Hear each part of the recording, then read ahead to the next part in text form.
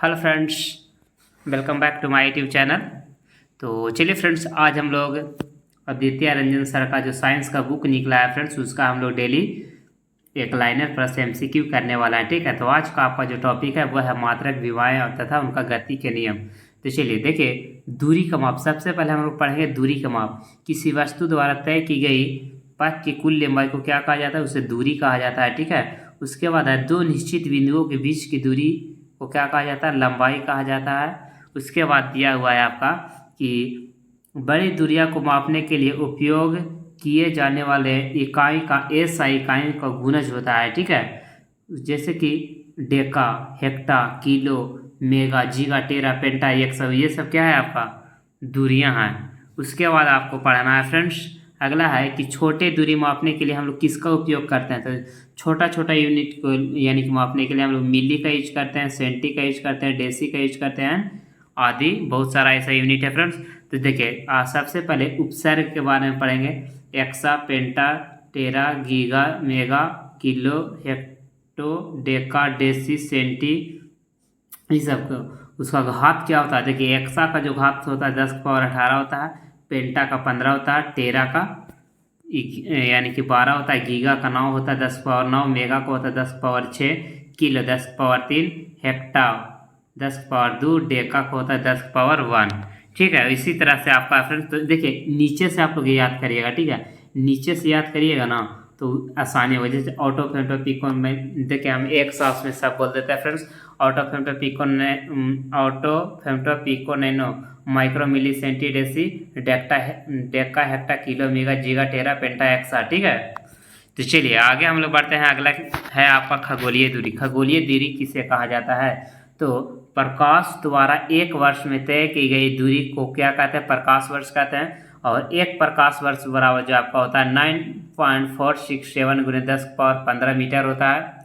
और अगला है कि सूर्य और पृथ्वी के बीच बहुत लंबी दूरी को मापा जाता है, उसे क्या कहा जाता है? उसे खगोलीय इकाई कहा जाता है। एक खगोलीय इकाई बराबर जो आपका होता है 1.496 गुने 10 की पावर 11 मीटर होता है। उसके बाद है एक पार्सेक बराबर कितना होता है? देखिए, एक पार्सेक बराबर अगर पूछेगा तो आपका 3.086 गुने 10 की पावर 16 मीटर होता है, नहीं तो 3.26 प्रकाश वर्ष होता है। ठीक है, चलिए नेक्स्ट की आगे बढ़ते हैं। आगे है आपका लंबाई। लंबाई का प्रयोग कैसे करते हैं? तो देखिए, एक फर्मी बराबर क्या होता है? तो फर्मी बराबर होता है आपका 10 की पावर-15 मीटर। ठीक है, जैसे कि बोल देगा आपका कि एक फर्मी है, एक फर्मी है, तो एक फर्मी बराबर कितना हो जाएगा आपका? 10 की पावर-15। इसी तरह से एक पिकोमीटर बराबर जो आपका हो जाएगा 10 की पावर-12। एक एंगस्ट्रम बराबर आपका हो जाएगा 10 की पावर-10 मीटर। एक नैनो बराबर 10 की पावर-9 हो जाएगा। ठीक है, एक माइक्रोमीटर बराबर आपका हो जाएगा 10 की पावर-6। आपका राइट आंसर हो जाएगा। चलिए उसके बाद हम लोग पढ़ते हैं भौतिकी राशि के मात्रक के बारे में, जो कि एक लाइनर क्वेश्चन दिया हुआ है। किसी आवश्यक मात्रा को मापने की क्रिया को मापन कहते हैं। ठीक है, उसके बाद है भौतिक विज्ञान में मापे जाने वाली कोई भी मात्रा भौतिक मात्रा कहलाती है। क्या कहलाती है? भौतिक मात्रा कहलाती है। जैसे कि आपका लंबाई, द्रव्यमान, समय आदि, ये सब क्या कहलाता है? आपका भौतिक मात्रा कहलाता है फ्रेंड्स।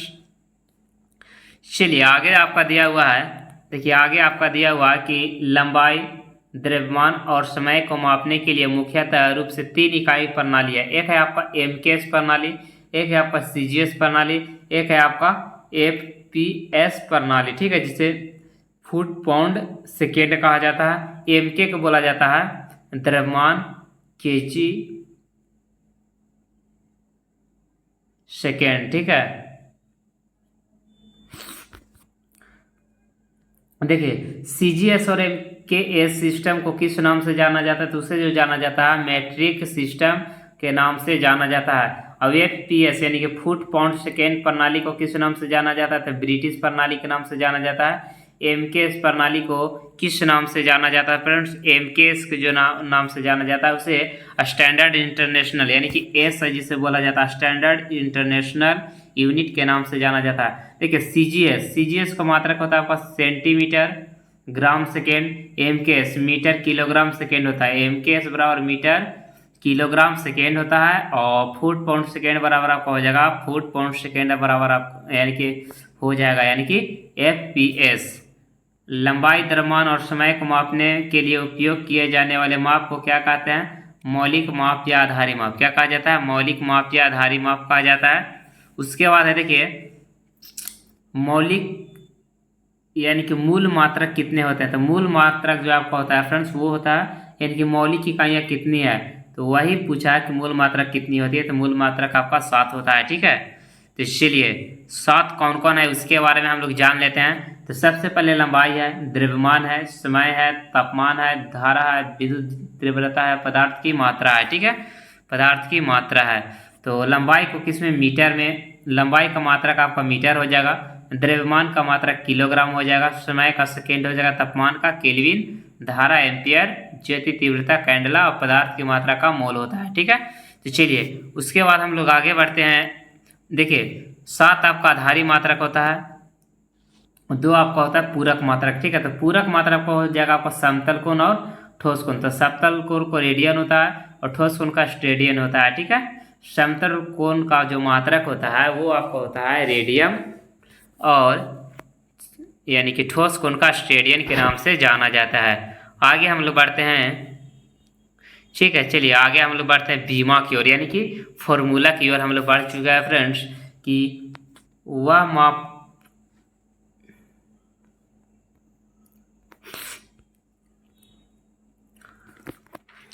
मापा जाने वाला किसी भी स्थान को किसी भी द्वारा को मापने के समान होता है, उसे क्या कहा जाता है? मानक इकाई, जिसे स्टैंडर्ड यूनिट कहा जाता है फ्रेंड्स। तो चलिए मात्रक का विमान। तो सबसे पहले क्षेत्रफल, क्षेत्रफल का मात्रक जो आपका होता है मीटर स्क्वायर होता है, आयतन का मीटर क्यूब हो जाएगा, चाल का मीटर पर सेकेंड, वेग का हो जाएगा मीटर पर सेकेंड स्क्वायर। इसी तरह से आपका त्वरण, त्वरण का हो जाएगा मीटर पर सेकेंड स्क्वायर, बल का न्यूटन, संवेग न्यूटन सेकेंड, आवेग का हो जाएगा आपका केजी मीटर पर सेकेंड, दाब KG metre square, KG metre per second square हो जाएगा, पृष्ठ तनाव केजी पर सेकेंड स्क्वायर। इसी तरह से आगे दिया हुआ है फ्रेंड, बहुत सारे फॉर्मूला दिया हुआ है। तो चलिए आगे हम लोग बढ़ते हैं। उसके बाद हम लोग बढ़ते हैं फ्रेंड्स सदिश और अदिश राशि की ओर, कि सदिश राशि किसे कहा जाता है और अदिश राशि किसे कहा जाता है। तो चलिए सदिश राशि की ओर हम लोग बढ़ चुके हैं फ्रेंड्स। तो जो लगा अभी तक वीडियो को लाइक नहीं किया है फ्रेंड्स, एक बार से वीडियो को लाइक कर दीजिएगा। और ये हमारा नया चैनल है फ्रेंड्स, पुराना चैनल डिलीट यूट्यूब कम्युनिटी के द्वारा कर दिया गया है, पता नहीं क्या उसको रीजन समझ में आया जिसके कारण वो डिलीट कर चुका है, क्योंकि उस पर बहुत अच्छा सब्सक्राइबर बेस था फ्रेंड्स। सदिश राशि वैसी भौतिक राशियाँ जिसमें दिशा और परिणाम दोनों होता है उसे सदिश राशि कहते हैं। यह साधारण बीजगणितीय के नियम का पालन करती है। किसका नियम का पालन करती है? बीजगणितीय नियम का पालन करती है। उसके बाद सदिश राशि क्या क्या होता है? जिसे वेक्टर बोला जाता है, तो विस्थापन, वेग, त्वरण, विद्युतीय क्षेत्र, बल, संवेग, आवेग, चुंबकीय क्षेत्र, ये सब आपका क्या हो जाएगा फ्रेंड्स? यह सब जो हो जाएगा आपका यानी कि सदिश राशि का एग्जाम्पल है। ठीक है, उसके बाद अदिश राशि। देखिए अदिश राशि उसे कहा जाता है जिसमें केवल दिशा हो, जिसमें केवल परिणाम हो, दिशा नहीं। ठीक है, उसे अदिश राशि कहा जाता है। जैसे कि बीजगणित के नियमों का पालन नहीं करता है फ्रेंड्स, इसका एग्जाम्पल हो जाएगा आपका द्रव्यमान, कार्य, ऊर्जा, शक्ति, क्षेत्रफल, घनत्व, चाल, दाब, आयतन, दूरी, समय, विभव, ताप, धारा, ये सब एग्जाम्पल इसी के अंतर्गत आ जाएगा। ठीक है, देखिए सदिश का परिणाम का स्वरूप क्या होता है, निरूपण कैसे करते हैं? तो आर वेक्टर बराबर ए वेक्टर प्लस बी वेक्टर बोला जाता है फ्रेंड्स, इसे वेक्टर पढ़ा जाता है। ठीक है, सदिश के जोड़ों का समांतर चतुर्भुज का नियम, यदि कोई दो सदिश ए और बी एक दूसरे से थीटा कोण पर हो तो उसके परिणाम जो होता है आपका आर बराबर हो जाएगा root under a square plus b square plus 2ab cos theta. चलिए अगला एक लाइनर क्वेश्चन है आपका कि समय के साथ किसी वस्तु की स्थिति में परिवर्तन को गति कहलाती है। ठीक है, क्या कहलाती है? गति कहलाती है। उसके बाद है जब शरीर एक सीधी रेखा में चलती है तो उसे सरल रेखीय गति कहा जाता है। अवर्त गति कितने प्रकार के होते हैं? तो वर्त गति जो होता है आपका सरल लोलक होता है, एक समान वृत्तीय गति होता है, झूले की गति, घड़ी की सुई की गति, पेंडुला, ये सब आपका राइट आंसर हो जाएगा फ्रेंड्स। उसके बाद है आपका किसी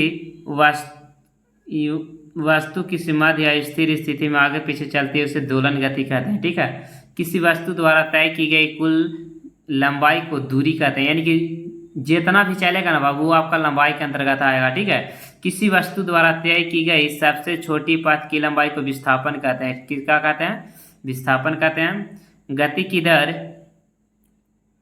एक इकाई समय में किसी वस्तु द्वारा तय की गई कुल दूरी क्या कहलाती है? आपका चाल कहलाता है। चाल का ऐसा मात्रक होता है मीटर पर सेकेंड। क्या होता है? मीटर पर सेकेंड होता है। आगे है यात्रा की कुल दूरी को कुल लिए गए समय को विभाजित करने पर क्या प्राप्त होता है? तो उससे औसत चाल प्राप्त होता है। औसत चाल बराबर होता है कुल दूरी बटा कुल समय। क्या होता है? कुल दूरी बटा कुल समय। किसी निश्चित दिशा में गति करने वाले वस्तु की चाल को वेग कहते हैं। क्या कहते हैं? वेग कहते हैं। यानी कि आपका जो राइट आंसर हो जाएगा वो हो जाएगा आपका वेग, आपका राइट आंसर हो जाएगा। चलिए आगे बढ़ते हैं फ्रेंड्स कि प्रति इकाई समय में वेग के परिवर्तन के दर को त्वरण कहता है। ठीक है, यानी कि प्रति सेकंड वेग में परिवर्तन होगा तो उसे त्वरण कहते हैं। वेग की दिशा में त्वरण सकारात्मक होती है और वेग मान चलिए इधर चल रहा है और त्वरण इधर लग रहा है तो उसे क्या कहते हैं? ऋणात्मक त्वरण कहते हैं, जिसे मंदक भी कहा जाता है।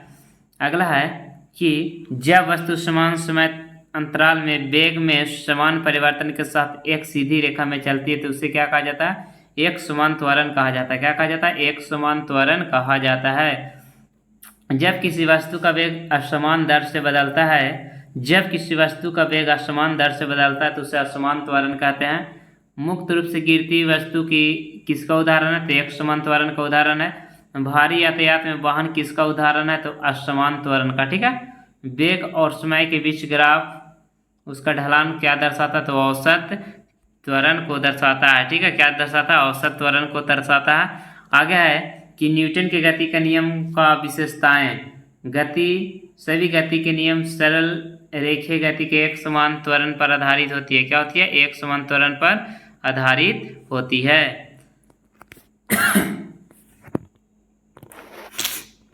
अब उसके बाद हम लोग पढ़ेंगे न्यूटन के प्रथम गति का नियम। किसके बारे में? न्यूटन के बारे में।